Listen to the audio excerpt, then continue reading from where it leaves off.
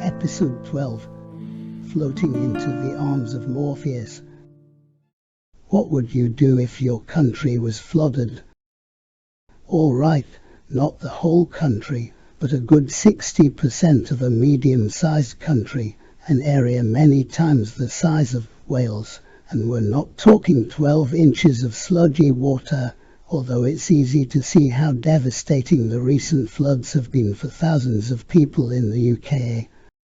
But here in Thailand, I think Noah would have felt right at home, or should that be, at Ark. In far too many places in this tropical land, 3 meters or more cover the ground. That's 10 feet in post-Brexit money. If 3 Jeremy Clarksons were laid end to end, they would all drown. And this is the time I choose to take you to Thailand. Traditionally, they build their homes on stilts here, and many get about in boats. However, Thailand is not all photogenic tourist traps and floating markets, although if the epic rainfall carries on like this, the whole country will soon be one huge floating market. The locals are used to the rivers bursting their banks and flooding their homes and paddy fields. They factor in the powerful sunshine and the nutrient-rich floodwater to produce up to 5 rice harvests a year. The Thais eat rice or rice noodles with just about every meal, but they still have enough left over, according to the unnamed guide, to be the world's biggest exporters of the stuff. Most of it goes, in a Coles to Newcastle sort of way, to nearly neighbours, China. And that's where Tog's sympathies lie. Sorry, I ought to have explained. Tog is the nickname of our tour guide. I should also have said before you first met him that you don't have a cat in a microwave's chance of working out what his real name is. It's something with 5 syllables, or possibly 8. It's hard to tell, and Tog is certainly not going to enlighten us. He is always friendly and polite to his guests, knowledgeable too, the perfect person to shepherd our little group around his country, showing us the sights, keeping us from drowning. But there's no disguising the fact that he belongs to the awkward Sud Squad, pro-communist, anti-royalist, stubborn and built like a brick bathroom. The unnamed guide is well suited to his acronym TOG. Here I am again, standing next to our guide, socking up to teacher. I ask what the top half of that big billboard says and why it seems to be standing in a lake. Tog smiles and says with pride that it's the university faculty of what sounds like biting and poison. Don't get me wrong, his English is generally pretty good, but sometimes he is not able, or more to the point, not willing to make allowances for cultural differences, a trait I admire in him, even though it is hardly conducive to quick and easy communication. Anyway, it transpires that right next to the floating market there is a farm. It is not normally under 10 feet of floodwater. It's a farm like any other, except that its livestock are rabid dogs, crocodiles and poisonous snakes. The farm does indeed belong to a university, and the animals are the subjects of scientific study, although this is also the place to keep homicidal creatures to make sure they are safely away from the general public.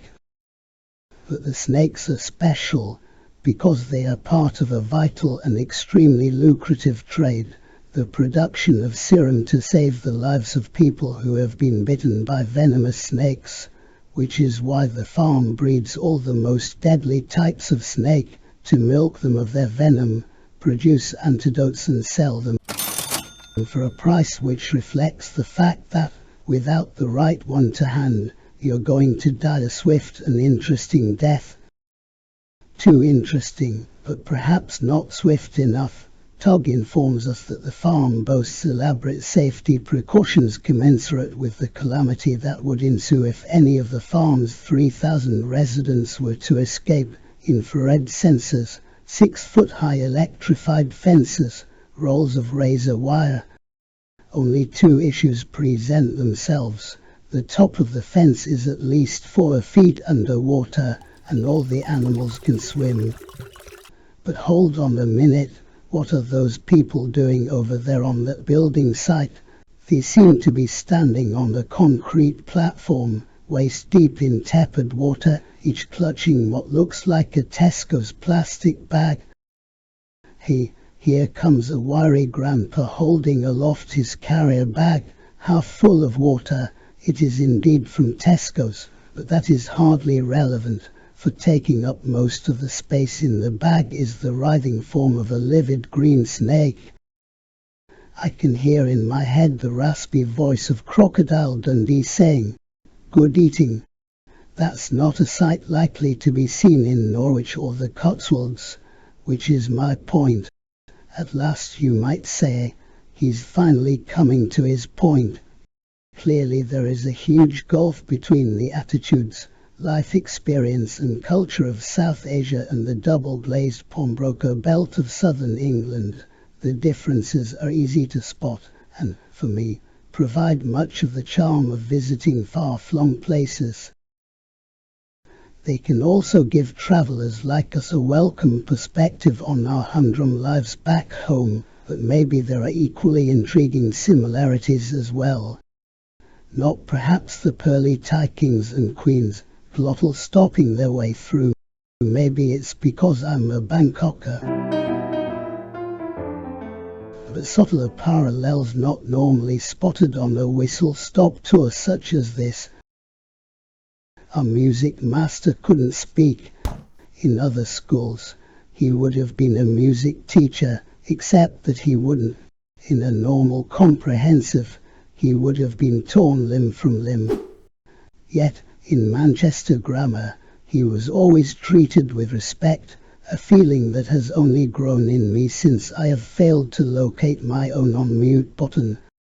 Unlike me in the last 3 years, he was never officially diagnosed as being dumb and dumber, but to all intents and purposes, he was incapable of speech.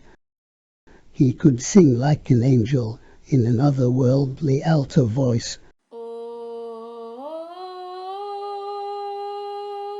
When he remembered, he would sing through his teaching notes, which for us teenage boys was an inexplicable treat, but it was even better when he forgot and started the lesson in normal speech, which meant that we had another chance to win the sweepstake. His affliction was not just that he had both a stammer and a stutter causing him to trip over any consonant. What made his disability into a torment for him was that, once he had fallen into a vicious circle from hell, he could only get out again by completing the phrase he had got stuck on. Everyone in our class loved him for it, but that didn't stop us betting on how long his next attack would last. So we worked on in perfect silence, punctuated only by the rhythmic clicking and retching coming from the front of the room, or at least we were pretending to work as we listened out for the end of the music master's feedback loop, all the while keeping one eye on the clock. My money was on 15 minutes 43 seconds, which came and went uneventfully. That was a pity, because the prize was worth having, £2 and a get-out-of-bullying token. Nobody had guessed he would ever go over the 30 minutes mark, but by the time he had caught his breath and sung us our homework to the tune of Edelweiss. For your homework, read chapter 3, answer the questions. We were late for geography. We glumly apologized to the geography master, saying that the music lesson had overrun. The teacher chuckled, so nobody won the jackpot then. But the music master instilled in me a love of many types of music. He showed us how it helps people express themselves when words are not enough, and he taught us that, amazingly. This applies to listeners as well as music makers. I am forever grateful to him for showing us Philistines that music soothes the soul, and that catharsis is not some kind of chest infection. In my case, he failed in only one major genre. Try as I might, I could never find a single opera I did not hate, from the inane plots of Mozart's libretti to the bomb-numbing tedium of Wagner. They all get me reaching for my earplugs. Come to think of it, the same goes for Church of England hymns. During the Dreeky Dirge Fest that passed for school assembly, only by playing hymn number bingo could we conquer the urge to slit our throats or run away to the Methodists.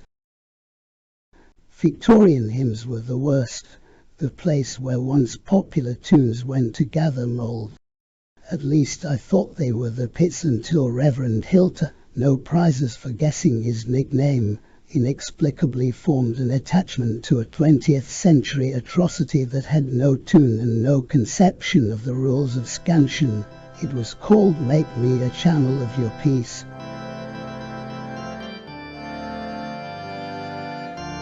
Although we sang the last word as P, safe in the knowledge that it was undetectable in the general car crash of syllables. An important distinction must be made here. All that dross was front-facing music, where the pupils played the role of congregation, looking towards the High Master, who glared at us in a way which gave the impression that all of this was some sort of revenge, and it did feel like a practice for purgatory. This hymn and her solemnity. General Booth of the Salvation Army hit the nail on the head when he asked why the devil should have all the best tunes. Simple, Jembo. I can hear my teenage voice reply, the C of E already had all the crap ones. As if that wasn't bad enough, the school organist insisted on taking the music and, in the words of Tom Lehrer, kicking it while it was down. It wasn't sufficient to accompany the singing on the organ, which was more howitzer than Wurlitzer. No, he had to put lipstick on the pig and make the trebles sing a death chant over the top of the final verse. Back-facing singing was an altogether different beast, and that was the preserve of the proper music master. We got to stand on the stage, facing the audience, and sing sublime music like Mozart's Requiem and Handel's Messiah. I did my best not to murder them. I thrilled to the sound of the school orchestra and choir. I tried my very best not to be more than 3 pages behind by the end, and I was desperate to finish the dream of Gerontius before he woke up. Now that's the way to worship, for Westerners at least.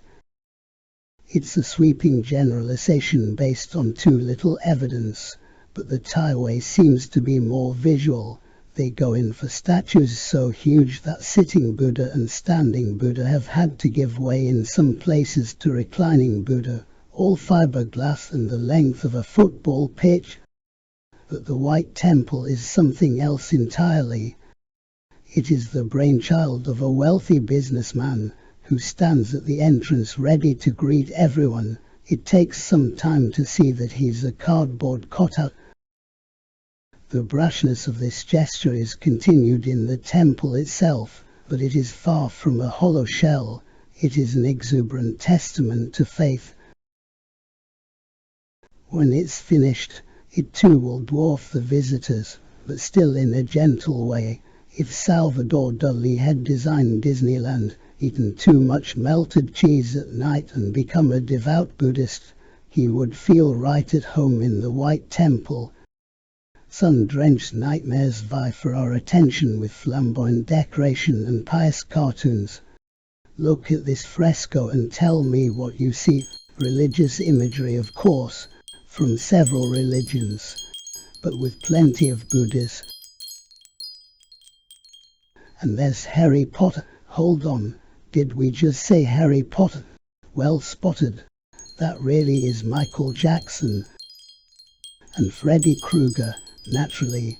and that must be Superman with his extraterrestrial underpants.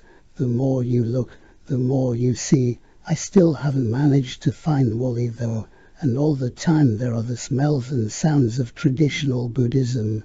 Behind us, a group of monks chanting in unison, and a separate group of shaven-headed nuns, refugees in their own land. Tog whispers vehemently.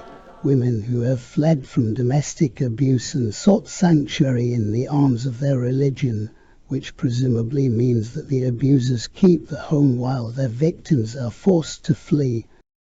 I have not opened up this particular tin of worms, and I get the feeling that Tog isn't going to be forthcoming on this subject. I suspect he would be reluctant to engage publicly in a conflict between his patriotism and his sense of social justice. If you want to research it, knock yourselves out, but leave me out of it. I already have plenty of evidence of this nation's frailties and weaknesses, enough to know it's not a paradise on earth except for food lovers, of course, and that is scant consolation for a foodie who will never eat again. But if you aren't sure you agree with me, try naming a country that has a better standard of cuisine. No, me neither. I hope you will agree that there is a world of difference between laughing and smiling. There are lots of things that cause us to do one or the other. I want to explore just one of these triggers. Circumstances differ, but the British and the Thais have a similar problem with embarrassment. It's a big thing for both. I know this is a wild generalization, but when it comes to social embarrassment, we Brits are pretty risk-averse. Most of us go to great lengths to avoid awkward situations and awkward silences. Above all, we aim to avoid making mistakes. That makes us poor linguists and even worse hagglers. It doesn't stop many of us trying, so we need a coping mechanism for the times when it all goes pear-shaped. This comes in 4 stages. 1. Go bright red and mumble something unintelligible. 2. Extricate yourself from your interlocutor with the minimum of force, avoiding eye contact at all times. 3. Go away and sulk for a while, then sweep it under the carpet of your subconscious and pretend it never happened. 4. Seize the first opportunity to laugh at other people's similar misfortunes. This process may explain the popularity of cringeworthy comedies such as The Office and Alan Partridge. Seeing someone else making an even worse mess of it helps us purge our own demons with a loud belly laugh. One and forget, of course. Is it any wonder that we have no native word for gauche, or gaff for that matter? The embarrassment may be similar, but here in Thailand they have a very different way of dealing with it. My extremely limited experience of this country leads me to believe that the cause of embarrassment here may have more to do with the body, but the feelings engendered by it are probably universal. This is how Tog tells it, in a dumbed-down version suitable for tourists. I suspect a sort of bod delight. For as long as history can remember, the Thai people have considered themselves as people living between all that is noble and good, which is located in the heavens above, and everything base and demonic, which is at home in the ground beneath us. So the head is considered the purest part of the body, and one's feet are thought of as dirty, even when they're clean. We are talking here exclusively about spiritual cleanliness, although this flooding must make foot hygiene hard, especially for the skimpily shod. It's not rocket science, is it? All you have to do in order to avoid giving offense to these friendly people in their own land is to avoid touching their heads or showing them the soles of your feet. Every visitor knows this, which makes last night's incident all the more galling. If you were lucky enough to have missed it, one of the local tour guides came over to where a few of us were sitting to tell us that the evening boat cruise had been cancelled because of the flooding. We all smiled at the irony of the situation, and then he sat on his haunches to get down to our level to give us our refunds. He apologized and was starting to dole out the cash when a beer for brains quarterweight sitting next to him got him in a friendly headlock and rubbed his knuckles around on the man's head. The rest of the group stared at the sorry spectacle, frozen in shame. Wrong reaction. Our Thai host did the right thing, smiling broadly to cover his embarrassment for himself and on behalf of the foreigners, who should have been smiling now as if we hadn't seen a thing. This failure must have compounded the shame he felt, and I feel that I made the whole thing worse because I knew that my job was to smile, yet I just could not wipe the shocked expression off my face. Worse still, I caught a flicker that went across his face before he had his grin in place. I saw in his eyes the fleeting look of mortification and fury, and worst of all, he saw that I saw it. Triangles are never a good thing. The Bermuda Triangle holds secrets of mysterious disappearance and death. The Yorkshire Rhubarb Triangle produces a crop that is so sour that it needs bucket loads of sugar to make it palatable, and those giant chocolate triangles break your teeth. But the innocent-sounding Golden Triangle harbors memories of greed and wickedness on an industrial scale. There's a museum here that recounts in graphic detail why this triangle has such an infamous name. It pulls no punches, laying bare the history of yet another shameful example of man's inhumanity to man. Gold was not the commodity, merely a byproduct of the opium trade. I have nothing to add about that. Please feel free to look it up. Immerse yourself in the grubby details if you want, but I have brought you here because this is a place where geography transcends history. There are no floods here. There is simply too much water for that. A truly great river is an awesome sight, and the Mekong fits the bill perfectly. It washes away thoughts of opium and morphine and presents us with something more interesting. Look to your left and you will see another country sharing our side of the Mekong, the troubled state of Myanmar. Only a little further upstream is China. Across the river is Laos with its shiny new temples and casinos. The latter cater for another harmful addiction, although it's not the gambling that's addictive, it's the winning. Hooked on the thrill of victory, we keep chasing it until all the money is gone. Still, it is frustrating that we can't go on to visit Laos. A country which includes the plain of Jaws must be pretty fascinating. Why's that? Because it's a big plain covered in jars. But that's another story. As the Cambodia and Vietnam way downstream to our right, I'm afraid it's time to turn our backs on this spectacle and experience a very different kind of Asia.